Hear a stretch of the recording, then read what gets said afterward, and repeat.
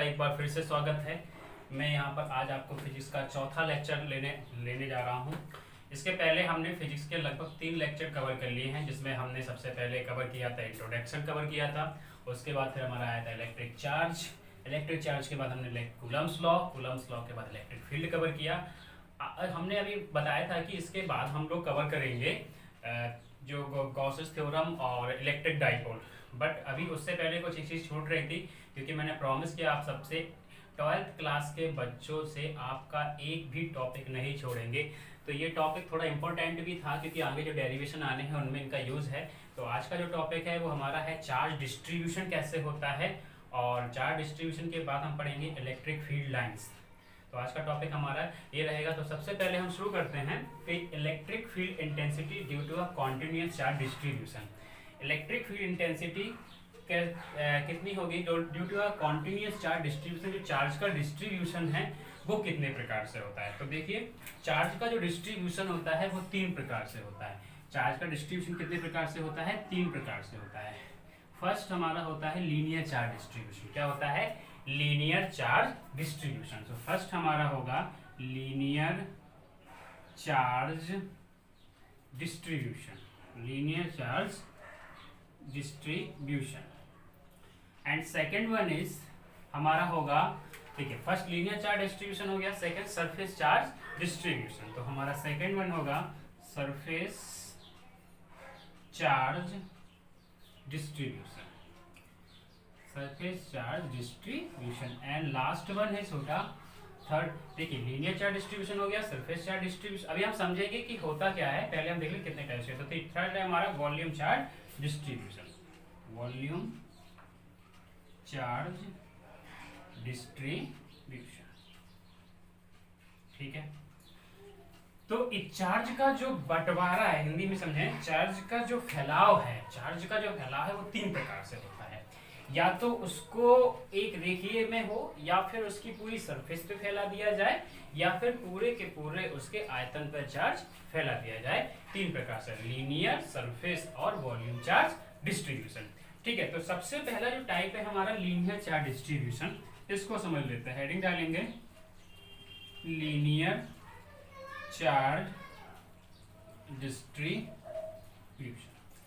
आप लोग साथ में नोट्स बनाते चलिए, क्योंकि ये आपके एकेडमिक में बहुत हेल्प करेगा, बहुत ही हेल्पफुल रहेगा। आप नोट्स बना सकते हैं। मैं एक एक चीज़ क्लियर कर रहा हूँ। अब पहले लेक्चर से लेकर इंट्रोडक्शन वाले लेक्चर से लेकर कौन से टॉपिक कितने मार्क्स का आया था, मैंने ये भी बताया था। उसके बाद फर्स्ट लेक्चर से लेकर आज चौथा लेक्चर है, आप लोग कवर करते चलिए। यकीन मानिए, आपका इस जो मैं पढ़ाऊंगा उससे 95% आपके क्वेश्चंस आएंगे। जैसे ही चैप्टर फिनिश हो गया, मैंने प्रॉमिस किया है कि मैं न्यूमेरिकल्स भी कराऊंगा, इसके बाद मैं न्यूमेरिकल्स कराऊंगा। ठीक है, तो हम समझते हैं लीनियर चार्ज डिस्ट्रीब्यूशन। देखिए, लीनियर चार्ज डिस्ट्रीब्यूशन कैसे होता है। जैसे मान लो मेरे हाथ में एक रॉड है, मेरे हाथ में क्या है? एक रॉड है। क्या है? रॉड है। अब जब आप इस रॉड पर चार्ज फैलाएंगे, तो वो कैसा फैलाव होगा इसका। और ये रॉड बहुत ही पतली है। अभी इसकी जो विड्थ दिख रही है वो इतनी पतली है। सपोज करो ये मार्कर ले लेते हैं। हाँ, अब इस रॉड पे मार्कर अगर इस पर चार्ज फैला होगा तो कैसा फैलेगा? लीनियरली फैलेगा, एक रेखा गति में, मतलब एक गति में पूरा चार्ज, इस पर पूरा चार्ज फैल जाएगा। इसके फैलाव को हम क्या बोलेंगे? Linear charge distribution. तो डेफिनेशन में क्या लिखेंगे लीनियर चार्ज डिस्ट्रीब्यूशन में? इससे पहले तो देखो डेफिनेशन क्या हो जाएगी।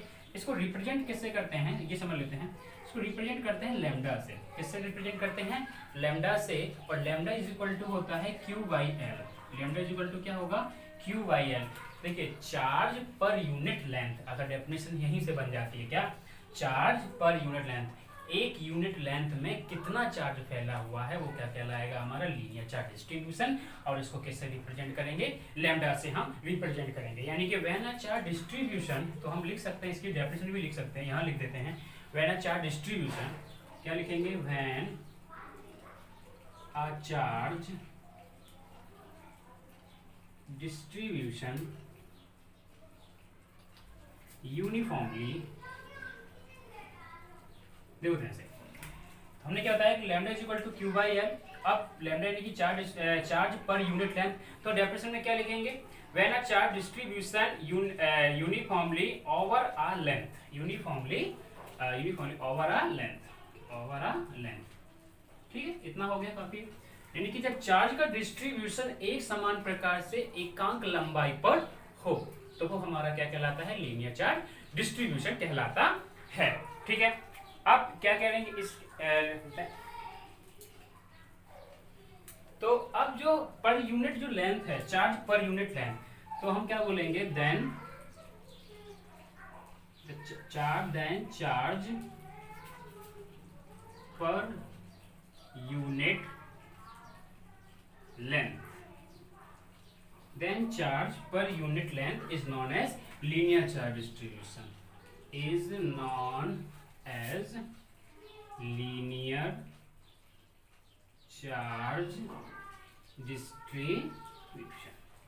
ठीक है, तो लीनियर चार्ज डिस्ट्रीब्यूशन, और रिप्रेजेंट किससे करते हैं, लैम्डा से। लैम्डा इज इक्वल टू क्या होता है, Q by L. Lambda is equal to क्या होता है, क्यू बाई एल होता है। ठीक है, यानी कि हमने इसको रिप्रेजेंट किया लैम्डा से, lambda is equal to Q by L, lambda is equal to Q by L. ठीक है, चार्ज पर यूनिट लेंथ। आपको बस इतना याद रखना है, एग्जाम में डेफिनेशन बहुत ही कम आते लेकिन इसका यूज है, डेरिवेशन में यूज है। So lambda is equal to Q by L. Unit क्या हो जाएगी, देखो ध्यान से, यूनिट क्या हो जाएगी, यूनिट हमारी हो जाएगी कूलम, यानी कि चार्ज है, चार्ज की यूनिट क्या होती है, कूलम, और लेंथ है, लेंथ की यूनिट क्या होती है, मीटर, तो कूलम अपॉन मीटर हो जाएगी। ठीक है, अगर डायमेंशन फार्मूला की बात करें हम लोग, डायमेंशन फार्मूला की बात करें तो वो क्या हो जाएगा, डायमेंशन फार्मूला हमारा हो जाएगा क्यू की कितनी होती है 80 और कौन लेंथ है एल, तो कितनी हो जाएगी, एम तो है नहीं, एक भी एम है नहीं, तो एम पर पावर 0, एल पे पावर -1, टी पे पावर 1, तो टी रहेगा, तो एम एल टी और ए कितने जाएगा, एम एल -1 टी ए, ये इसकी क्या हो जाएगी, यूनिट हो जाएगी, या फिर 80 मतलब आगे लगा लो, उससे कोई फर्क नहीं पड़ता, ये हमारी डायमेंशनल फॉर्मूला हो जाएगा। ठीक है, तो क्या समझे लीनियर चार्ज डिस्ट्रीब्यूशन में, यानी कि जब चार्ज का डिस्ट्रीब्यूशन कैसा हो, यूनिफॉर्मली हो, एक जैसा हो, पर यूनिट लेंथ पर हो, तो हमारा क्या कहलाएगा, लीनियर चार्ज डिस्ट्रीब्यूशन कहलाएगा। इस प्रकार दो और हैं, डेफिनेशन सेम है, डेफिनेशन में जहाँ चेंज है नहीं, तो मैं दोनों बता देता हूँ, देखो ध्यान से, इसको हटाते हैं। सेकेंड वन इज हमारा है सरफेस चार्ज डेंसिटी, सेकेंड पे है हमारा सरफेस चार्ज डेंसिटी। अब देखो ध्यान से, surface charge distribution, surface charge distribution. अब सरफेस चार्ज डिस्ट्रीब्यूशन कैसे है, देखो ध्यान से, जब चार्ज का जो फैलाव है, चार्ज का जो डिस्ट्रीब्यूशन है, वो पूरी सरफेस पे हो, जैसे कि इस बोर्ड पे, अब यहाँ बोर्ड, ये मान लो ये बोर्ड है, अब इस बोर्ड में कोई यूनिट लेंथ तो है नहीं, ये एक अगर मैं केवल इसकी ये नीचे वाली विड्थ ये लेता तो ये यूनिट लेंथ थी, तो यहाँ पर जब चार्ज फैलेगा तो लीनियरली फैलेगा, लेकिन अब पूरा क्या है, बोर्ड है हमारा, यानी कि 2D पूरा फिगर है, ये पूरा का पूरा क्या है, बोर्ड है, जब इस पर हम चार्ज फैलाएंगे तो पूरे सरफेस पे फैलेगा, इसी को बोलेंगे सरफेस चार्ज डिस्ट्रीब्यूशन। डेफिनेशन बिल्कुल सेम ही है, बस थोड़ा सा चेंज, क्या, when a charge distribution uniformly over a length, नहीं ओवर अ एरिया, यानी कि ओवर अ सरफेस कर सकते हैं या एरिया कर सकते हैं, ओवर अ सरफेस या एरिया भी लिख सकते हैं, देन चार्ज पर यूनिट क्या हो जाएगा, अब यहाँ पर चार्ज पर यूनिट लेंथ रहेगा नहीं, चार्ज पर यूनिट क्या हो जाएगा, area, charge per unit area is known as the, linear की जगह हटा देंगे, लीनियर की जगह लिख देंगे surface charge distribution, surface charge distribution. ठीक है, तो फिर से देख लीजिए, when a charge distribution uniformly over a surface, then charge, तो क्या बोलेंगे, then charge per unit area is known as surface charge distribution बोलेंगे। अब जब सरफेस चार्ज डिस्ट्रीब्यूशन हो गया सर, तो इसको रिप्रेजेंट किससे करेंगे, तो इट्स डिनोटेड बाय किससे करेंगे, सिग्मा से, किससे करेंगे, सिग्मा, इसको सिग्मा पढ़ेंगे, जिसको नहीं पता उनको लिख लो, इसको क्या पढ़ेंगे, सिग्मा पढ़ेंगे। ठीक है, तो सिग्मा पढ़ेंगे, सिग्मा से डिनोट करेंगे, तो सिग्मा इज इक्वल टू हमारा हो जाएगा charge per unit area Q upon A, क्या हो जाएगा, चार्ज पर यूनिट एरिया, तो सिग्मा इज इक्वल टू हो जाएगा हमारा Q अपॉन ए। अब यूनिट देख लो, यूनिट क्या हो जाएगी हमारी, इसकी यूनिट वही सेम, क्या है, चार्ज की यूनिट क्या है, कूलम है, तो यहाँ कूलम अपॉन ए मतलब क्या होता है, एरिया, लेंथ इनटू ब्रेड्थ, तो लेंथ इनटू ब्रेड्थ दोनों को मीटर में ही मेजर करते हैं, तो दोनों का ही L है, तो क्या हो जाएगा यहाँ पर L into L, CL2, sorry यहाँ तो मैं डायमेंशन लिख दिया। एरिया क्या हो गया, मीटर स्क्वायर, मीटर स्क्वायर। अब डायमेंशनल फार्मूला देख लो जरा, डायमेंशनल फार्मूला क्या बनेगा हमारा, सी का वही हमारा सिंपल AT, क्योंकि मतलब Q बराबर IT, तो I को एम्पियर में, T को टाइम को T में, कैपिटल T में, A है तो L स्क्वायर, तो क्या हो जाएगा m पे पावर 0 L2A T, हमारा इसका डायमेंशनल फार्मूला हो जाएगा। ठीक है, बात समझ में आई? एक बार फिर से रिपीट करते हैं, एक बार फिर से रिपीट करते हैं। ठीक है, यहाँ पर थोड़ा सा देख लीजिए, सॉरी गलत हो गया, L की पावर 2 अगर ऊपर जाएगा, न्यूमरेटर जाएगा तो L पे पावर कितना हो जाएगा, -2 हो जाएगा। कितना हो जाएगा, -2। एक बार और समझ लेते हैं, ठीक है, एक बार समझ लेते हैं कैसे सरफेस चार्ज डिस्ट्रीब्यूशन। तो सरफेस चार्ज डिस्ट्रीब्यूशन मैंने बताया है, जैसे कि अब देखो ध्यान से, मेरे हाथ में कुछ यहाँ पर पड़ा हुआ है सर, हाँ ये दे दीजिए सर, जैसे मेरे हाथ में एक ये नोट है, एक ये नोट है, सपोज करो ये इंडिया का ये एक सीट है, ये एक सीट है, ठीक है, एक ये साइड से देख लो, इस साइड से पूरी ब्लैंक सीट है या ऐसा कलर सीट है। अगर ये जो सीट है हमारे पास हाथ में, और मैं कह रहा हूँ इस पूरी सीट पे हमें क्या फैलाना है, चार्ज फैलाना है। तो जब चार्ज फैलेगा तो इस पे यूनिफॉर्मली जब हम एक समान चार्ज फैला रहे हैं तो इसके पूरे एरिया पे, यहाँ पूरे एरिया पे, तो जो इस तरह का जो डिस्ट्रीब्यूशन है चार्ज का, वो हमारा क्या कहलाएगा, सरफेस चार्ज डिस्ट्रीब्यूशन कहलाएगा। एंड इसको हम डिनोट किससे करेंगे, जो डिस्ट्रीब्यूशन है वो ये बोलेंगे सिग्मा। सिग्मा को क्या बोलेंगे, सरफेस चार्ज डेंसिटी बोलेंगे। क्या बोलेंगे, सरफेस चार्ज डेंसिटी। ठीक है, तो ये जो चीज प्रकार से होता है, देखो इसको हमने ये बोला था, इसको बोलेंगे surface charge density. Surface charge density इसका फॉर्मूला क्या हो जाएगा, Q/A। क्या हो जाएगा, Q/A। यूनिट क्या हो जाएगी, Q की यूनिट कूलम, A की metre square, dimensional formula m0 L-2A/T। ठीक है, समझ आ गया? एक बार समझ लो, देखो इसके पहले जो आया था उसके इस सिग्मा को क्या बोलेंगे, सिग्मा हमारा कहलाएगा सरफेस चार्ज डेंसिटी। क्या बोलेंगे, सरफेस चार्ज डेंसिटी। ठीक है, सरफेस चार्ज डेंसिटी। ये लीनियर, और लैम्डा को क्या बोला था, लैम्डा को बताएगा, उसको बोलेंगे linear charge density. Linear charge density. तो हमने देखा डिस्ट्रीब्यूशन हुआ 3 प्रकार से, linear charge distribution, surface charge distribution और वॉल्यूम चार्ज डिस्ट्रीब्यूशन। और डिस्ट्रीब्यूशन में जब हम यहाँ पर सिंबल यूज करते हैं लैम्डा, सिग्मा और रो, तो 2 समझ गए। अब लास्ट बचा हुआ है, ठीक है, इसको हटाते हैं, एक और बचा हुआ है।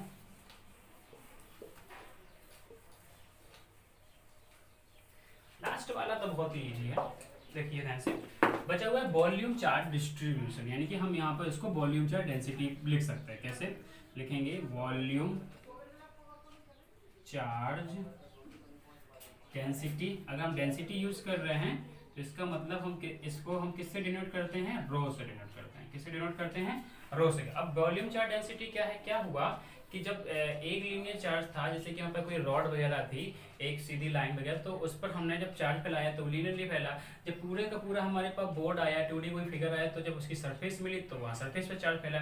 अब मान लो कोई 3D फिगर है, तो जैसे मान लो ये डेस्टर है, ये डेस्टर है, आपको दिख रहा है। अब क्या है, यहाँ पर इसकी लेंथ भी है, ब्रेड्थ भी है और हाइट भी है। यानी कि अगर इस पर पूरे पे मैं चार्ज फैलाऊं तो इसकी एक सरफेस तो है नहीं, चार्ज यहाँ भी फैलेगा, चार्ज यहाँ भी जाएगा, चार्ज यहाँ भी, पीछे भी, आगे, ऊपर, नीचे, सभी जगह चार्ज फैलेगा, जैसे कि क्यूब या क्यूबॉइड। तो जब ऐसे केस आ रहे हैं कि क्या है, तो उसको हम बोलते हैं, उसको डिनोट किससे करेंगे, रो से डिनोट करते हैं। यानी कि इसमें क्या होगा, इसमें होगा कि जो चार्ज का जो फैलाव है, चार्ज का जो फैलाव है वो कैसे होगा, पूरे के पूरे वॉल्यूम पर होगा, पूरे के पूरे वॉल्यूम पर। रो इज इक्वल टू जो फॉर्मूला बनेगा वो Q/V बनेगा, यानी कि चार्ज पर यूनिट वॉल्यूम। क्या हो जाएगा, चार्ज पर यूनिट वॉल्यूम। तो रो को हम क्या बोलेंगे, surface charge density, sorry volume charge density. Definition आप इसकी सेम है, वैसे ही लिख लेना है, बस जहां पर यूनिफॉर्मली सरफेस था वहां यूनिफॉर्मली क्या कर देंगे, वॉल्यूम कर देंगे। ठीक है, मैं लिखा नहीं रहा उसकी definition. Rho is equal to क्या हो जाएगा, वॉल्यूम चार्ज डेंसिटी। क्या लिख देंगे, volume charge density. Rho is equal to formula क्या बताया मैंने, Q/वॉल्यूम, की चार्ज पर वॉल्यूम है। यूनिट क्या हो जाएगा, यूनिट देख लीजिए, Q यानी कि कूलम अपॉन V। अब वॉल्यूम है लेंथ, ब्रेड्थ और हाइट, सो हो जाएगा मीटर का क्यूब। क्या हो जाएगा, मीटर क्यूब। डायमेंशन फॉर्मूला क्या बन जाएगा, डायमेंशन फॉर्मूला बन जाएगा हमारा, कितना बन जाएगा देखिए ध्यान से, Q का क्या हो जाएगा, A और T, और यहाँ पर L क्यूब, तो बन जाएगा m पे पावर 0 L पे पावर -3 A और T। ये हमारा हो गया डायमेंशन फॉर्मूला। ठीक है, समझ आया? ठीक है, मैंने कहा था कि मैं पूरा एक एक चीज आपको ले जाऊंगा, पूरा आप नोट्स बनाते चलिए साथ में, आपका पूरा का पूरा जो 15 यूनिट्स हैं एक एक हेडिंग से हर एक टॉपिक का वीडियो बना के हम डालेंगे। कोई भी प्रॉब्लम है आप कमेंट बॉक्स में हमें ज़रूर बताएं। कुछ एक दो दिन में हम अपने टेलीग्राम लिंक या डिस्क्रिप्शन लिंक दें ताकि आप हमसे जुड़ सकें और अपने सवाल डायरेक्ट भी पूछ सकें। फिलहाल के लिए आप ये नोट्स बनाते चलिए, यकीन मानिए हम छोड़ेंगे नहीं कुछ, ठीक है। अगर एक दो गलती हो जाती है तो सॉरी, मैं माफ़ी चाहूँगा, लेकिन कोशिश है कि गलतियाँ कहीं ना हो, ठीक है। तो ये हमने बांट लिया सर, हमने क्या कर लिया, electric field intensity due to continuous charge distribution 3 प्रकार से होता था, लीनियरली चार्ज होता था और सरफेस चार्ज होता था और वॉल्यूम चार्ज डिस्ट्रीब्यूशन पढ़ लिया हमने, ठीक है।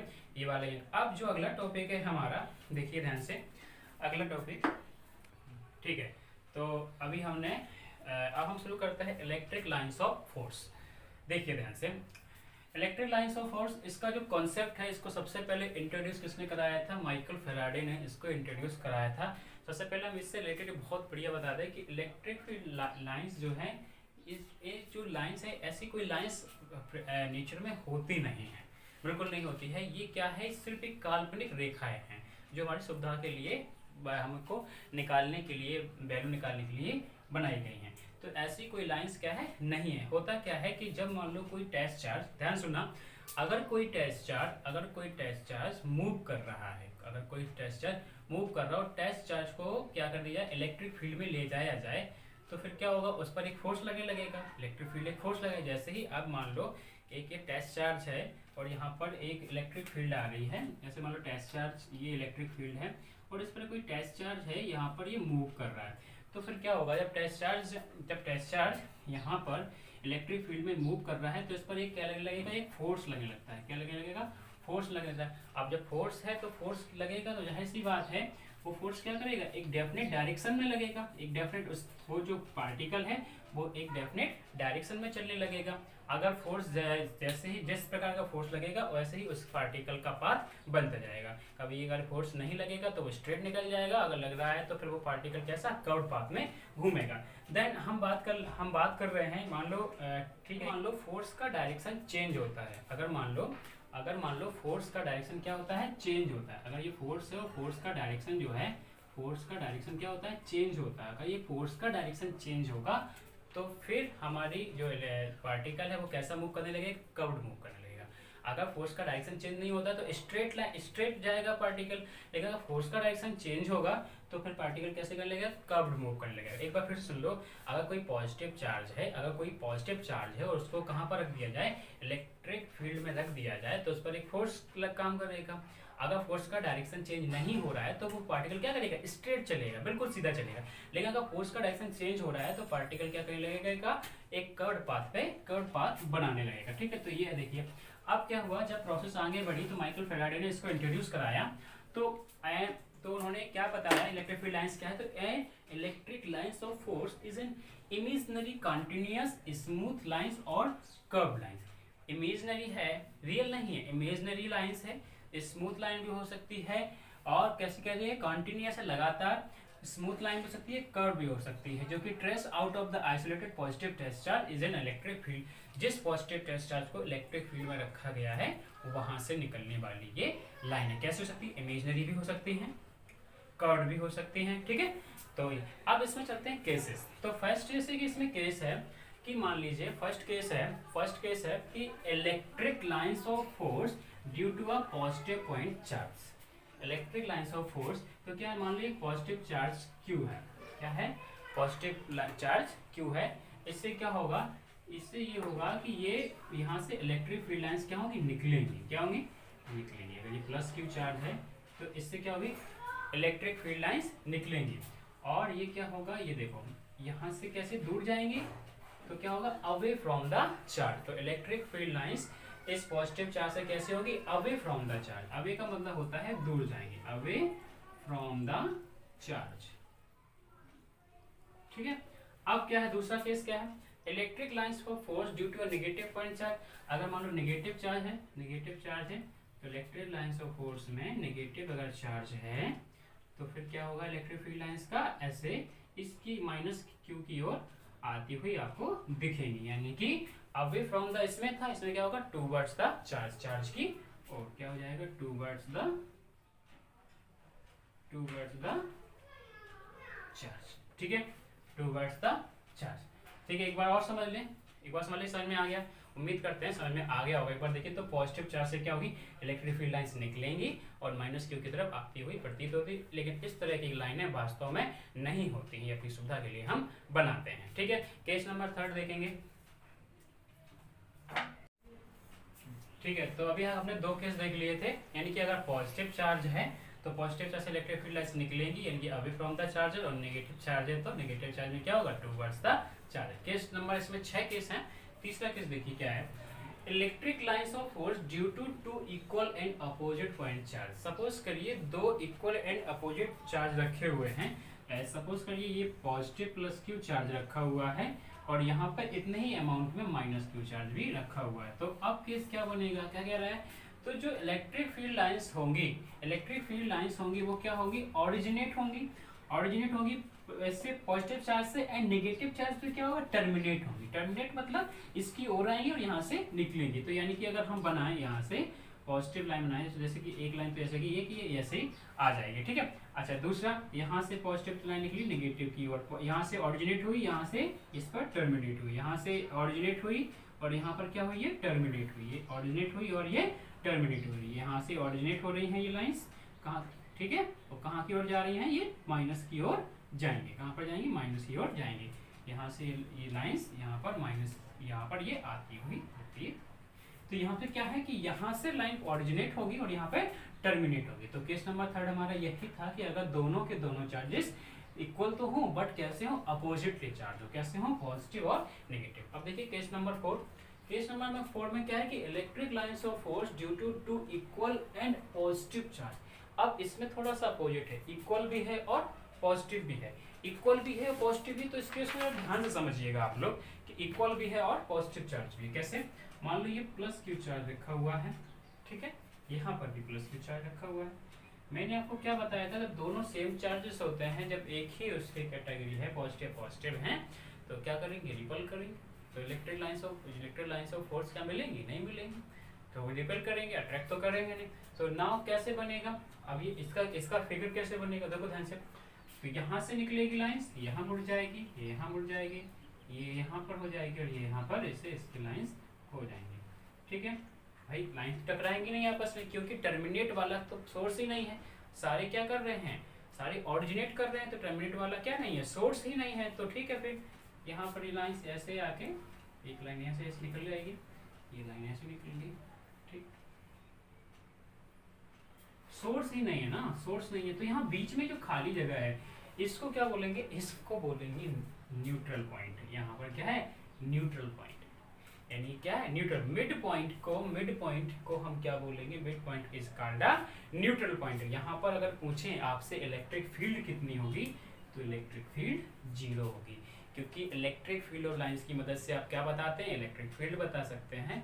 तो जब यहाँ पर कोई लाइंस ही नहीं है, लाइंस आ ही नहीं रही हैं, तो फिर क्या होगा, यहाँ पर इलेक्ट्रिक फील्ड कैसे होगी, बिल्कुल बीच में 0 होगी। कैसे होगी, 0। इसे एक एग्जाम्पल से समझते हैं। देखो CBSE में, यहाँ तक कि नीट वगैरह में भी एग्जाम्पल आता है, लेकिन हम एग्जाम्पल यहाँ पर संख्या में लेके बिल्कुल बेसिक वाला एग्जाम्पल लेते हैं। कह रहा है कि if both charges are equal and similar then the neutral point. तो न्यूट्रल पॉइंट क्या होगा, जब दोनों के दोनों चार्जेस कैसे हैं हमारे, बोथ चार्जेस आर इक्वल भी हैं और एक जैसे सिमिलर भी हैं, देन द न्यूट्रल पॉइंट कहाँ पर होगा, कितनी डिस्टेंस पर होगा। तो देखिए ध्यान से, अब मान लो ये प्लस क्यू चार्ज है, यहाँ पर है, ये भी प्लस क्यू चार्ज यहाँ पर है, तो दोनों के बीच में यहाँ पर मैंने मान लिया, अभी मुझे नहीं पता कहाँ पर है, लेकिन मैंने मान लिया यहाँ पर कहीं 0 है, मैंने मान लिया ये न्यूट्रल पॉइंट है।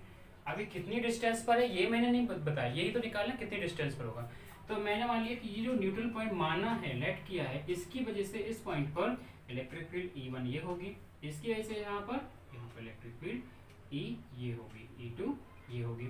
ठीक है, तो अब क्या है, अगर मैंने कहा कि इलेक्ट्रिक फील्ड, अगर मुझे न्यूट्रल पॉइंट चाहिए, तो दोनों की इंटेंसिटी ऑफ इलेक्ट्रिक फील्ड कितनी होनी चाहिए, 0 होना चाहिए। कितनी होना चाहिए, 0 होना चाहिए। तो हम क्या करेंगे, E1 इक्वल टू E2 करेंगे। क्या करेंगे, E1 इक्वल टू E2 करेंगे। ना देखिए E1 इक्वल टू E2 कैसे सॉल्व करेंगे, देख लीजिए थोड़ा सा। तो जब E1 इक्वल टू E2 करेंगे, तो E1 इक्वल टू E2 करेंगे तो E1 की वैल्यू रखिए कितनी जाएगी 1/4 पाई एप्सिलॉन नॉट Q, वहां पर Q है अपॉन R²। ठीक है, यहाँ पर क्या हो जाएगा 1/4 पाई एप्सिलॉन नॉट, तो Q upon 1/4 pi epsilon not कितना हो जाएगा इसका Q अपॉन R², यहाँ पर भी हो गया।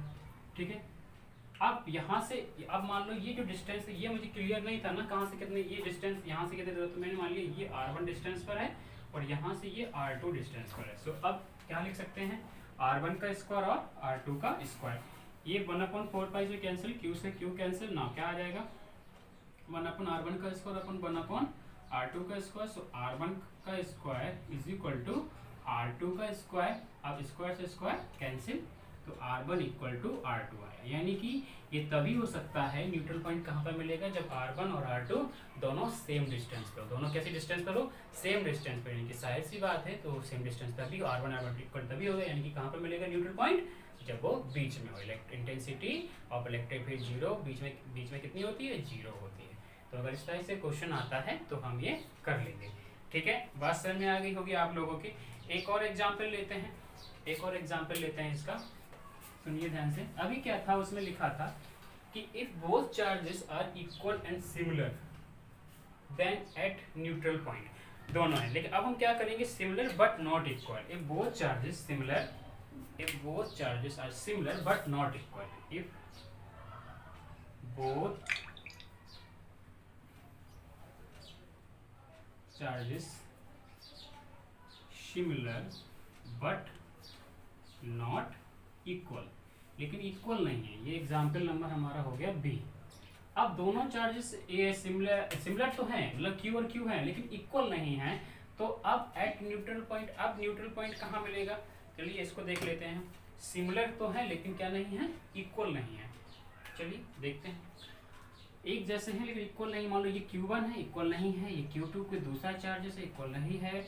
यहाँ पर हमने लाइन खींचा, यहाँ पर मान लेते हैं कहीं पर न्यूट्रल पॉइंट हमें मिल जाएगा, न्यूट्रल पॉइंट मिल जाएगा तो हम क्या मान लेंगे, यहाँ से R1 डिस्टेंस मान लेंगे और यहाँ से ये R2 डिस्टेंस मान लेंगे। सिंपल, अगर मुझे जीरो करना है या न्यूट्रल पॉइंट चाहिए तो E1 इक्वल टू E2 होना चाहिए। हमने क्या किया 1/4 पाई एप्सिलॉन नॉट Q, अब Q की जगह क्या है Q1 है, क्योंकि चार्जेस अलग अलग थे, सिमिलर थे बट नॉट इक्वल थे। सो Q1 इज इक्वल टू क्या कर देंगे R1 स्क्वायर, यहाँ पर भी कर देंगे 1/4 pi epsilon not Q2 upon R2 square. हम 1/4 पाई से कैंसिल कर देंगे, एक ही रिलेशन आ जाएगा। इस रिलेशन से अगर वैल्यू वहाँ पर चार्जेस की दे देगा तो हमारा आंसर आ जाएगा। ठीक है, तो एक ये रिलेशन हमारा बन गया। तो इस रिलेशन से हम निकाल लेंगे किस केस में, जब बोथ चार्जेस सिमिलर तो है बट नॉट इक्वल नहीं है, तो हम इस फॉर्मूले से निकाल सकते हैं वो कितनी डिस्टेंस पर हमें न्यूट्रल पॉइंट मिलेगा। ठीक है, ये हो गया। अब चलते हैं केस नंबर 5 पे।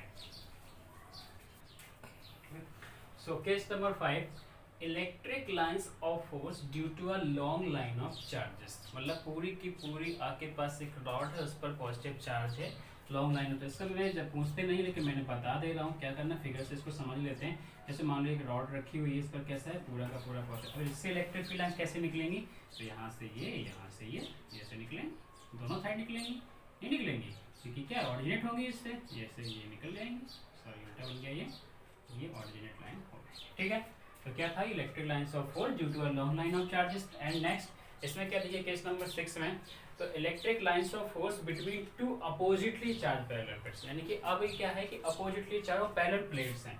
देखो प्लेट्स हैं, प्लेट्स का मतलब देखो मैं बना कैसे हूँ पहले समझा देता हूँ। जैसे मान लो हमारे पास ये पॉजिटिव प्लेट है, ठीक है, ये पॉजिटिव प्लेट है, and now this second plate is कैसी है, नेगेटिव प्लेट है। तो मैंने क्या किया था कि पॉजिटिव से क्या होगी लाइंस ऑरिजिनेट होगी और नेगेटिव पे टर्मिनेट होगी, तो यहाँ पॉजिटिव से नेगेटिव की ओर ये इलेक्ट्रिक की लाइंस ऐसे बन जाएंगे। ठीक है, ये यहाँ से टर्मिनेट होगी। बात समझ में आई।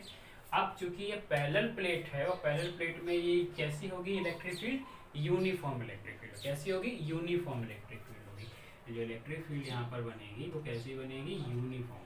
मैं लिख देता हूँ यूनिफॉर्म इलेक्ट्रिक फील्ड। ठीक है, यूनिफॉर्म इलेक्ट्रिक फील्ड होगी, यूनिफॉर्म इलेक्ट्रिक फील्ड होगी। देखो समझ लेते हैं पैरेलल प्लेट्स का मतलब है, देख ऐसी रही है प्लेट, तो असल में जैसे मान लो पास ये मेरे पास ये कॉपी ये प्लेट है, तो प्लेट पूरी ऐसी है, लेकिन आपको कैसे दिखाया जा रहा है, ऐसे दिखाया, तो उसका आपको केवल ये वाली एज दिख रही है, ये पॉजिटिव, लेकिन प्लेट जो लाइन निकल रही है वो यहाँ से इस साइड से दूसरी प्लेट रखी हुई है, वहाँ पर ये पॉजिटिव प्लेट है, दूसरी प्लेट इसके सिमिलरली मान लो ये ले लें तो ये नेगेटिव प्लेट है, ठीक है। तो इस प्रकार से ये लाइन यहाँ से निकल के इस पर टर्मिनेट हो रही है, ठीक है। उम्मीद करते हैं तो ये 6 के 6 केस आपके पूरे हो गए। अब जो लास्ट हेडिंग हमारी बची है, कि इसकी कुछ प्रॉपर्टीज हम लिखा देते हैं इलेक्ट्रिक लाइंस ऑफ फोर्स के। तो चलिए आइए प्रॉपर्टीज ऑफ देख लेते हैं, ठीक है। लास्ट, ठीक है, इस टॉपिक की last heading, so properties of electric lines of force. तो बेसिकली हमने 6 केसेस तो बता दें, तो 6 केस हैं वो 6 की 6 प्रॉपर्टी ही हैं।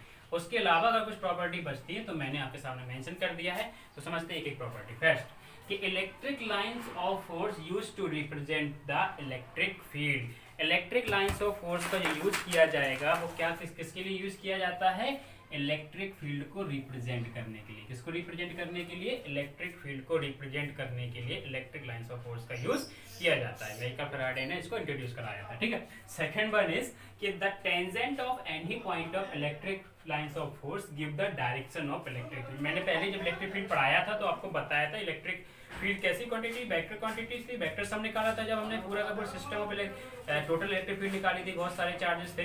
तो अब जो कि वो कह रहा है कि electric lines of force give the direction of electric field. क्या कर देगा, ये जो टेंजेंट खींचा जाएगा, ये जो मैंने बनाया एक कर्व लाइन बनाई है, मान लो ये कर्व लाइन है इलेक्ट्रिक फील्ड की, लाइंस आइए कर्व लाइन। अब यहाँ से जब एक टेंजेंट खींचेंगे, पॉइंट ए से जब टेंजेंट खींचा तो यहाँ पर अलग ये, यहाँ से टेंजेंट खींचा तो ई, वो क्या electric lines of force give the direction. यहाँ से इसका डायरेक्शन मिला, ए पॉइंट पे इलेक्ट्रिक फील्ड डायरेक्शन क्या है, ये है, और बी पॉइंट पर कहाँ जा रहा है, ये जा रहा है। टेंजेंट खींच देंगे, ठीक है। टेंजेंट का मतलब क्या होता है, टच करके लाइन खींचना, ठीक है, स्पर्श रेखा बोलते हैं, ठीक है।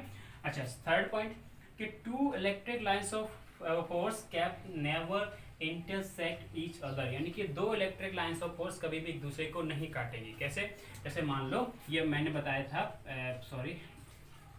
ये यहाँ पॉजिटिव प्लस क्यू था या माइनस, या यहाँ भी प्लस क्यू था, तो यहाँ से ये यहाँ से निकलेगी लाइन, ये दूसरी यहाँ से जाएगी, अगर ये माइनस क्यू है सॉरी जाएगी। लेकिन अगर आप सोचो कि एक दूसरे को क्रॉस करके चली जाए तो ये क्रॉस करके कभी नहीं जाए। क्रॉस करके जाने का मतलब है कि एक ही पॉइंट पर दो डायरेक्शन, जो कि पॉसिबल ही नहीं है, ठीक है। तो ये पॉइंट होगा क्लियर, मतलब समझिए एक कर्व तो बनाएगी क्लोज कर्व, लेकिन वो जो कर्व बनेगा उनमें इलेक्ट्रिक लाइंस ऑफ फोर्स एक दूसरे को इंटरसेक्ट कभी नहीं करेंगी। फोर्थ पॉइंट क्या है कि electric lines of force do not pass through a conductor, that electric field inside the conductor is zero, यानी कि कंडक्टर से पास नहीं करेंगी, और कंडक्टर के अंदर क्या होगा, इलेक्ट्रिक फील्ड ऑफ लाइंस कितनी हो, क्या होगी, इलेक्ट्रिक जो फील्ड होगी सॉरी कितनी होगी, जीरो होगी। इसको हम इस वाले पॉइंट को आगे आने वाले डेरिवेशन में, जो अभी कल का लेक्चर हमारा होगा, पूरा बताएंगे। लास्ट लेक्चर में आएगा इसका डेरिवेशन है कि inside the conductor, inside the cell electric field zero होती है, ठीक है। अगला पॉइंट कह रहा है कि electric lines of force are तीन प्रकार से। अगर मान लो किसी जगह क्लोज टुगेदर, बहुत ज्यादा, मान लो किसी जगह पर इलेक्ट्रिक लाइंस ऑफ फोर्स एकदम से, जैसे मान लो यहाँ पर बिल्कुल क्लोज कर बना रही है, ऐसे क्लोज कर बना रही है, तो यहाँ इसका मतलब क्या है, इसका मतलब है कि यहाँ पर कैसी स्ट्रेंथ है जो इलेक्ट्रिक फील्ड की, कैसी बहुत ज्यादा स्ट्रॉन्ग है। तो where electric field is strong. अगर मान लो फार अपार्ट अगर इलेक्ट्रिक फील्ड दूर दूर बन रही है, ऐसे फिर तीसरे यहाँ पर, तो यानी कि जब इलेक्ट्रिक फील्ड ऑफ लाइंस दूर दूर बन रही है, इसका मतलब उस पॉइंट पर क्या इलेक्ट्रिक फील्ड कैसी है, वीक है, कमजोर है। क्योंकि लाइंस किसको भी शो करते हैं, स्ट्रेंथ को भी शो। जितनी ज्यादा इंटेंसिटी होगी, जितनी ज्यादा लाइंस वहां पर होंगी, इतनी ज्यादा लाइंस की इंटेंसिटी दिख रही होगी, इसका मतलब वहां पे इलेक्ट्रिक फील्ड की इंटेंसिटी क्या है, ज्यादा है, ठीक है। यहाँ लाइंस ज्यादा डेंस होंगी, ठीक है, और यहाँ रेयर होगी, दूर दूर होंगी, तो वहां पर इलेक्ट्रिक फील्ड कम होगी। लास्ट पॉइंट कह रहा है कि parallel and equal distance that region where electric field is always uniform, यानी कि अभी मैंने बताया था, एक बताया था छठवां पॉइंट में, क्या बताया था, पॉजिटिव से निकल के पैरेलल प्लेट में, पॉजिटिव से निकल के नेगेटिव प्लेट की इलेक्ट्रिक फील्ड लाइंस गई थी। तो ऐसे जब इक्वल डिस्टेंस पर हो, तो कह रहा है कि इक्वल डिस्टेंस पर हो, इस रीजन में हमेशा इलेक्ट्रिक फील्ड कैसी होती है, यूनिफॉर्म होती है। मान लो ये प्लेट थी हमारे पास, ये पॉजिटिव प्लेट थी, दूसरी प्लेट थी नेगेटिव, यहाँ से इलेक्ट्रिक फील्ड लाइंस जा रही हैं, तो ये इक्वल ही जा रही है, इक्वल डिस्टेंस है इन दोनों के सभी के बीच में। तो यहाँ पर इस एरिया में पूछोगे तो इलेक्ट्रिक फील्ड कैसी आएगी, बिल्कुल यूनिफॉर्म आएगी, बिल्कुल कैसी आएगी, यूनिफॉर्म आएगी। समझ में आ गया। तो देखो आज के लेक्चर में बस हम इतना ही रखेंगे, यानी कि हमने पूरा का पूरा lines, electric lines of force, electric field lines cover कर लिया। ये इलेक्ट्रिक लाइंस ऑफ फोर्स से अब एक भी क्वेश्चन बोर्ड एग्जाम में आ जाए आपका छूटेगा नहीं, और तो और ये आपकी नीट और आईआईटी में भी हेल्प करेगा। धीरे धीरे हम अपने लेवल को थोड़ा सा बढ़ा के रखेंगे, क्योंकि हमें पूरा ही पूरा एनसीईआरटी से कवर करना है। तो एनसीईआरटी के हर एक हेडिंग पर, हर एक टॉपिक पर हम वीडियो बनाएंगे। आप नोट्स बना सकते हैं, अगर कुछ समझ नहीं आता तो आप डिस्क्रिप्शन बॉक्स में लिखिए, ताकि अगले वीडियो में हम उससे रिलेटेड आपको क्वारी दूर कर सकें, जो भी प्रॉब्लम है उससे दूर कर सकें। अच्छा, एक बार मैं एक चीज़ और बताएं, इसी चैनल के माध्यम से हम लोगों ने अभी एक कोर्स चालू किया है मैथ का, जो शिवम सर लेके आए हैं। वो कोर्स इंटर वाले बच्चे भी पढ़ सकते हैं, लेकिन ज़्यादा जरूरी उनके लिए है जो तैयारी कर रहे हैं यूपीएसआई की, यूपी कांस्टेबल की, रेलवे एग्ज़ाम की, या फिर कोई other super TET, UP TET. उसमें मैथ वाली ट्रिक्स सर सिखा रहे हैं, आप देख लीजिए, वीडियो उनका आने स्टार्ट हो गए हैं। कुछ दिनों बाद ज्योग्राफी और पॉलिटी में लाऊंगा, लेकिन आप लोग इस चैनल को एंजॉय करिए, सब्सक्राइब करिए, और कम से कम एक लाइक तो बनता है। Stay safe, stay home. Thank you class.